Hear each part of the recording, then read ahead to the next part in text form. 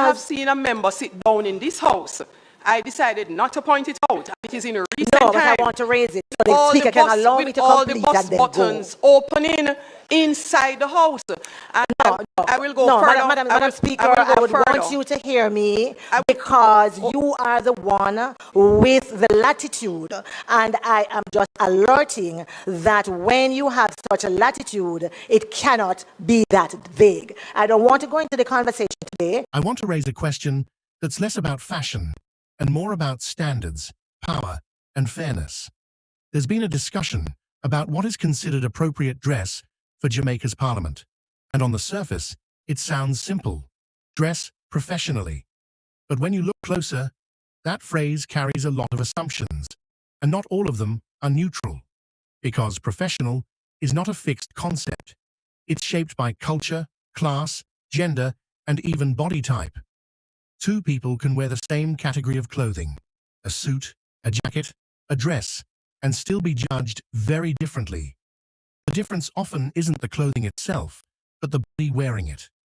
It is part 3, item 17, I don't know, standing order 17, which is around the dress, for example, which has been a very problematic one over the years because what we have is so archaic.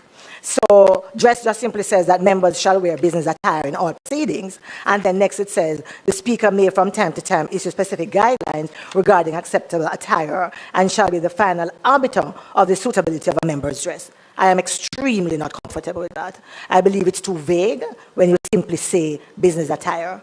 I would hate to know that I come to Parliament with my fitted jacket, my nice fitted pants, nice suit, and the speaker believes it's too tight. That's where the problem starts.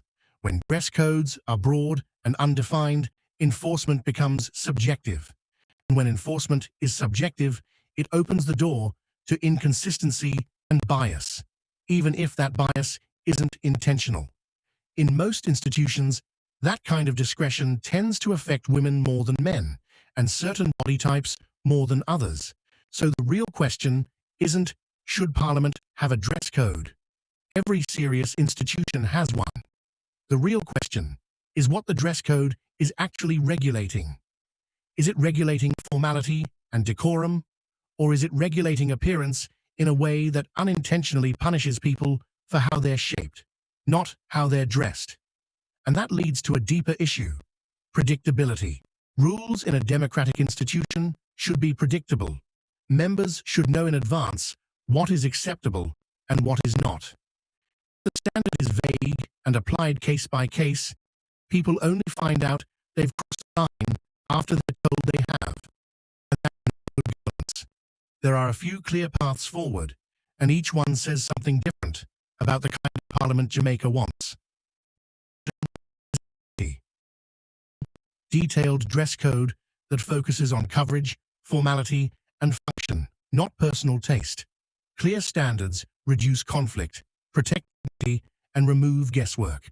Another option is standardization, some form of uniform or near uniform. That may sound extreme, but uniforms exist precisely to eliminate appearance-based disputes and keep attention on the role, not the individual. The third option is to keep things as they are, broad rules and wide discretion. But we should be honest about what that produces: recurring controversy, uneven enforcement, and public distraction from the actual work of Parliament. And that's the key point. This isn't really about clothes. It's about institutional focus. When dress becomes the story, policy disappears from the conversation. And when representatives are distracted by uncertainty or fear of being singled out, the institution loses credibility. I would hate to know that I come to Parliament with my fitted jacket, my nice fitted pants, nice suit, and the speaker believes it's too tight. I have actually seen someone whose clothes was so tight, member. No, but the buttons open in the Parliament. I can walk in my clothes, it's not too tight. Meaning I have seen a member sit down in this house. I decided not to point it out, and it is in a recent No, time. but I want to raise it with so the all speaker can allow me with to all the complete bus and then go. buttons opening inside the House. And I will go no, further. Madam Speaker, I will go I would further. want you to hear me I will- because you are the one with the latitude, and I am just alerting that when you have such a latitude, it cannot be that vague. I don't want to go into the conversation today because I assume that there's going to be a time when we are going to do it. I'm just alerting that given the powers of the speaker and this idea where some believe that the speaker doesn't have to be there, that we need Not sufficient, you know where I'm going, you know where I'm Not coming some. from. So, The presenter didn't say some. The presenter was very clear. No, that was the presenter's opinion. Yeah, the presenter was very clear. That was the presenter's opinion. I don't happen to share it. And that is the reason why I want to make sure in such circumstances we have enough specificity for there to be some guideline. It's not for the speaker, it's for all of us because these are our rules that guide us. And I just alerting for that. I think So the outside question I'm putting to you is this.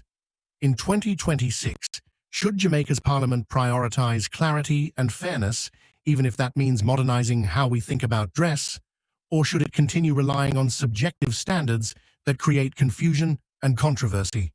And just as importantly, how do we ensure that professionalism is measured by conduct and contribution, not by body type or personal aesthetics?